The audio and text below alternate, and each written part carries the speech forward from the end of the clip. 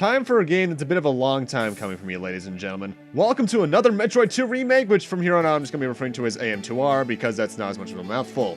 The full fan remake of Metroid 2 released late 2016 if I recall correctly, after a roughly a decade-long development cycle. I mentioned this back in the original Metroid 2 LP even. I'm going to be playing on normal just because I think it's the most balanced difficulty, plus this game's kind of hard as it is. Metroids. Numerous incidents in the past have brought to light the highly destructive power of these life forms, spreading fear across all known planetary systems.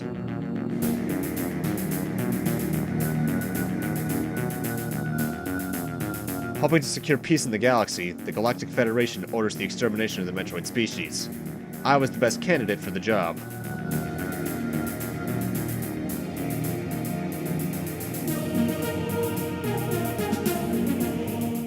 Once again, I find myself standing alone against the Metroid menace. What horrors await me within the depths of their homeworlds?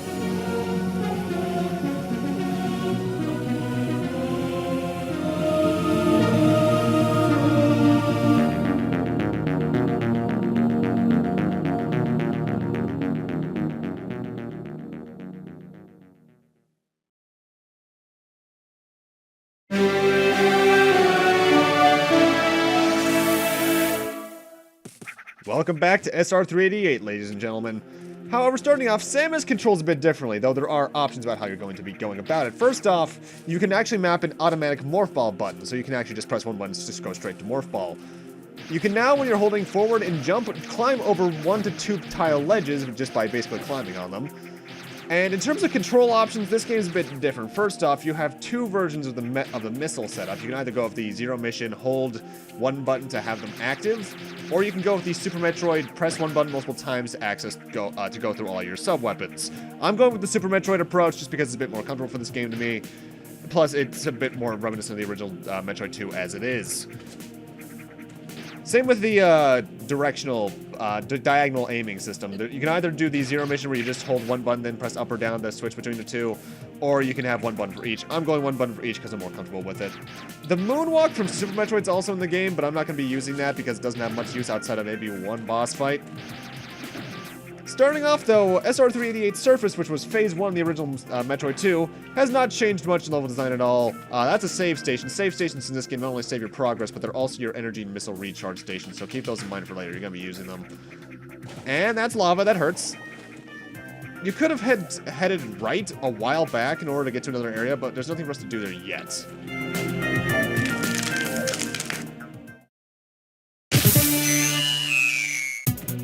Because our first Metroid's all the way over here, because they're apparently evolving pretty easily. 5 missiles, I believe it is, to the underbelly, and it's down. You can also see on the top right that a Metroid counter reduced to 0. Each area has a Metroid counter to it. You can have two versions of it, either one showing the global total or one just in the area you're in. Since I destroyed that one, if we go down here, the lava is now lowering due to this earthquake. And you may have actually noticed, it said new log entry in the bottom left of the screen, like right now, earlier. Earthquakes. The massive cave system is located between two tectonic plates, largely flooded by an extremely dense and caustic substance similar to magma. The recent earthquake has altered the cave layout, and the hazardous substances drained to lower levels. The cause of the earthquake is unknown. Initial orbital scan of SR388 detected known instability within the region. Similarly to the Metroid Prime series, there are log entries going over various things like the game's backstory, mission briefing, primary objective, exterminate all Metroid organisms on planet SR388, secondary objectives, locate and bring assistance to the Galactic Federation research and rescue teams. I'm going to read as many of these as I can right now because there's a lot to start off with. Planet SR388. Planetary designation SR388, a remote planet absent on most galactic charts. Federation research indicates it is the natural homeworld of the Metroid species. Its outer crust is hollowed out with massive cave systems which are home to an ecosystem that is yet to be fully studied. The first expedition to SR388 revealed Choza Ruins. Research team. For years, the Federation declared SR388 unsafe to initiate new expeditions. However, after recent orbital scans failed to detect any Metroid presence on the planet's surface, the dispatch of a research vessel was finally approved. The crew's mission was to inspect the region where the species was first encountered and reaffirm that none remain. Their next objectives were to explore the nearby Choza Ruins and study SR388's other wildlife. Communication with the team was cut off, and only a distress signal managed to reach HQ. Rescue team. The search and rescue team is an elite combat group consisting of heavily armed soldiers. Their mission? Locate and extract any surviving personnel from the missing research team. The group reported finding a specialized energy sensor at the campsite of the missing team. Its data confirmed the Federation's suspicions. Metroids still thrived within the planet. These findings were sent to HQ to be analyzed while the group continued their search for survivors. Contact was soon lost with them as well. The data sent to HQ revealed an approximate number of Metroids remaining on SR-38 and was ultimately used to develop a scan module for your power suit. This allows the detection of nearby energy readings unique to the species. If I recall, the Metroid count's actually been increased since Metroid 2, upwards into the 50s instead of high 40s. Metroid species. The dominant species of SR-388. Metroids hunt for any form of energy found in natural or synthetic organisms, leaving behind deceased husks after feeding. They are highly resistant to conventional weapons and possess great adaptability in foreign environments. Estimates suggest a small number of Metroids set up loose on a populated planet would lead to an extinction of any present life forms. As such, they've drawn much attention from space pirates who repeatedly tried to use them as biological weapons. Life cycle. Scans on the native Metroids reveal their most common form in the prior instance is merely a species' larval stage. While there are records of extreme mutations triggered by space pirates using abnormal stimuli, Phazon, the Metroid homeworld of SR-38 is seemingly the only environment where the species can naturally transform. And Alpha Metroid. The Alpha Metroid has gained immunity to cold temperatures. The loss of several nuclei within the green membrane has left it vulnerable to concussive weaponry. A plated exoskeleton partially covers it. This organism emerges from the molting of its larval form. Though aggressive, it is relatively weak at this stage, and its new appendages have yet to grow to their full length and strength. So, basically, we're mixing Metroid and Pokemon for this game. Chozo, the Lost Race. The Chozo were an ancient and mysterious avian race. Incredibly advanced, they colonized many worlds, spreading their message of peace throughout the universe. There are historical records and legends of the Chozo visiting other races with whom they shared their knowledge and wisdom. These brief encounters led many primitive cultures to their present-day glory. Some say they helped consolidate the very foundations of the Galactic Federation. The fate of this race is unknown. Evidence suggests they slowly vanished from the cosmos over the course of centuries. All that remains on each planet they inhabited are the ruins of their once glorious civilization. Yeah, we never really did learn what happened to them. And hostiles, the native species. Not much is known about SR-380, its ecosystem. Prior reports described the fauna as being very hostile. Nearly all observed animals have been carnivores, with even the smallest species showing dangerous traits. The harsh environment and the presence of so many predators may have forced an evolutionary arms race perpetuating a cycle of violence. I'll be reading those as they come out throughout the game from here on. That's thankfully the only bunch I'm going to need to read at once. This is what Samus is looking like from the start. 30 missiles, not much to go. 54 Metroids left. We're going to be here for a bit.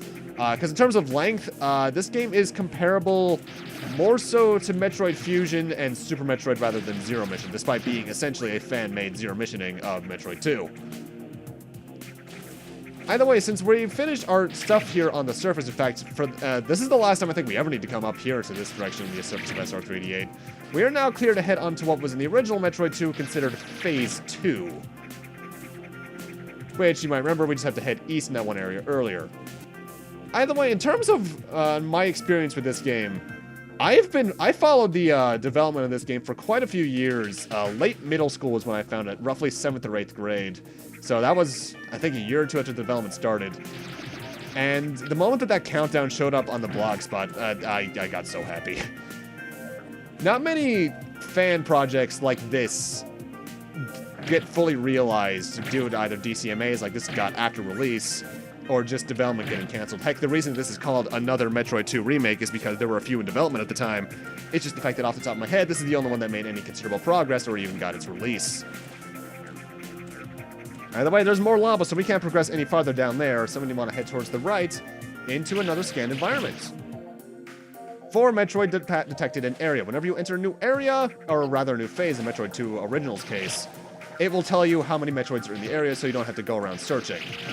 As much, at least. A lot of the Metroids are in the same areas they were as before, at least in areas that were in the original Metroid 2, so if you're familiar with the original, you should actually have a pretty easy time finding things. But this game's gonna throw a few curveballs at us, so let's see what's in here. This room looks weird.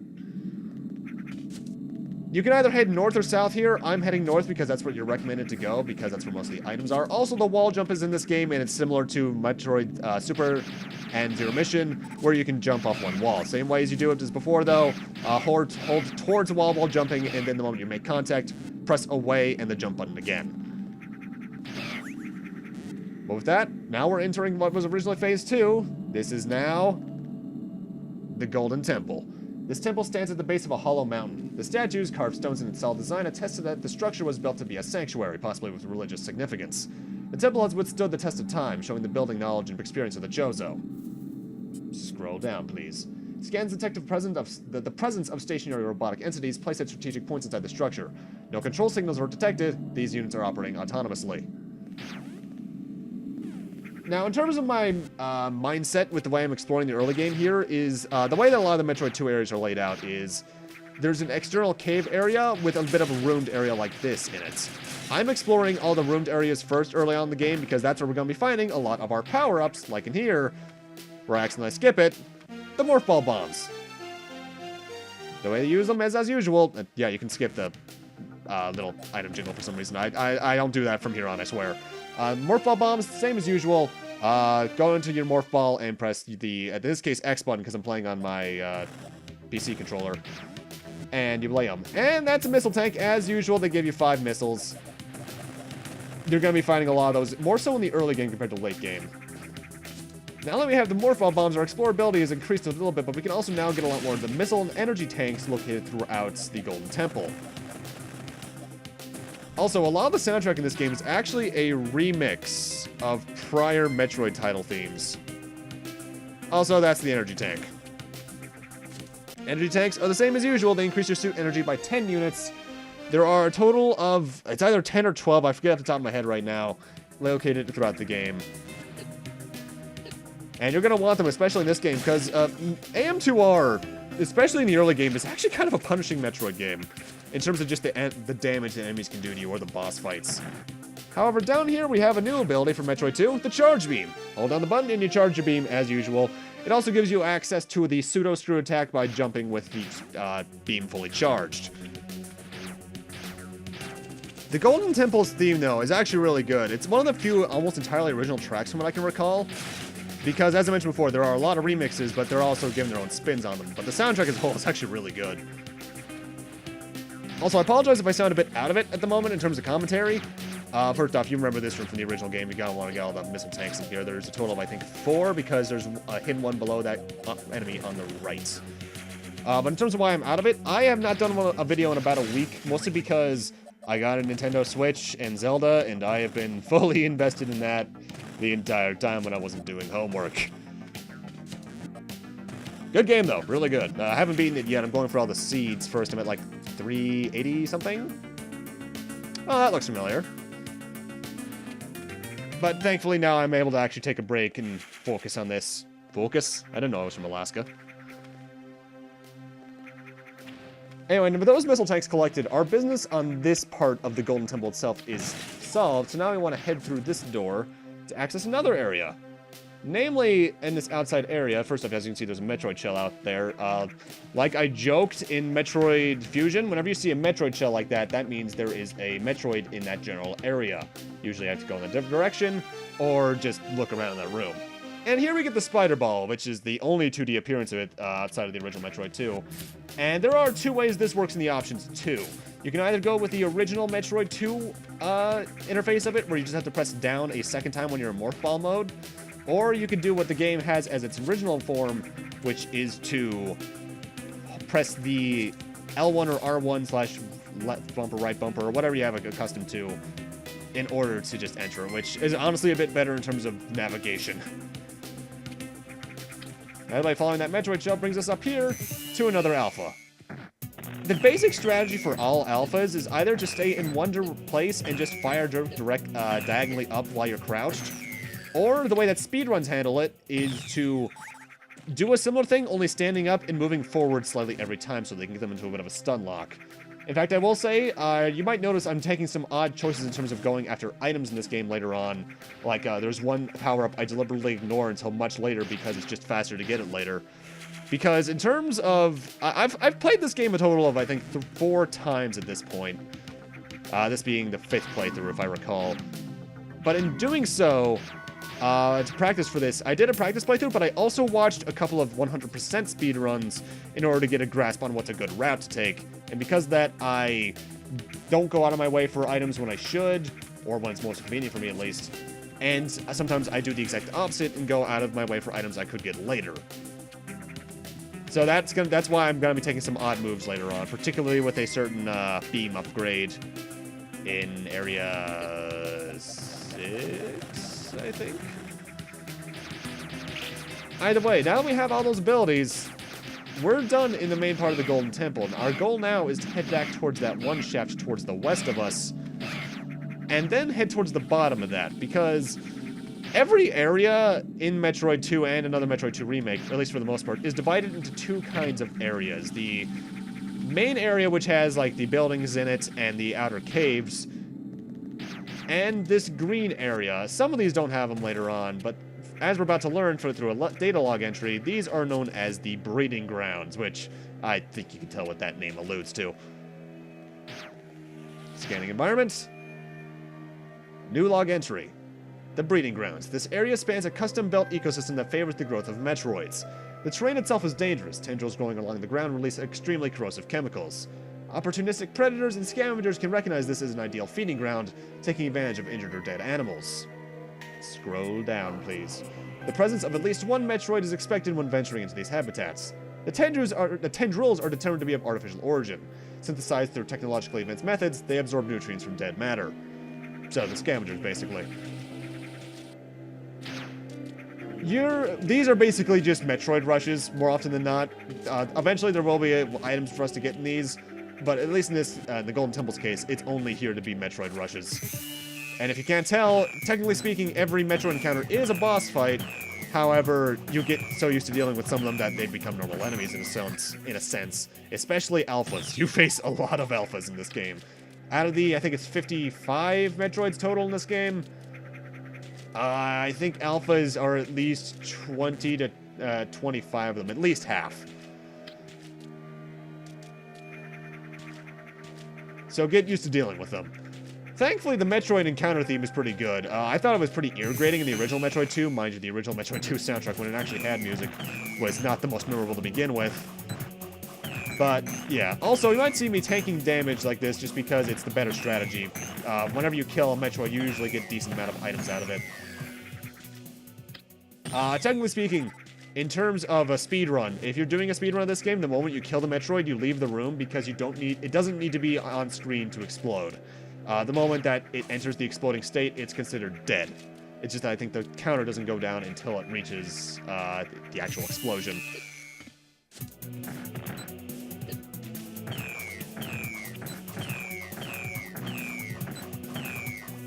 Thankfully, the game, I think, actually does a better job at pacing Metroids than the original Metroid 2 did, because Metroid 2 had a lot of mechanic issues in my eyes, because it often threw either too much at you at once or not enough at you at once to be, continuously interesting to the same amount.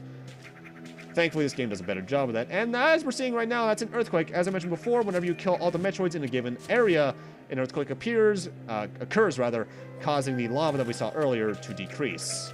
However, with that, I'm going to need to end this off here. I'm generally, early on in the game, going to be ending off with the save points. Later on, when ammo gets a bit more tight, that's not going to be the case as much. And in part 2, we'll be leaving the Golden Temple area and heading towards what was originally Phase 3 in Metroid 2. See you guys then.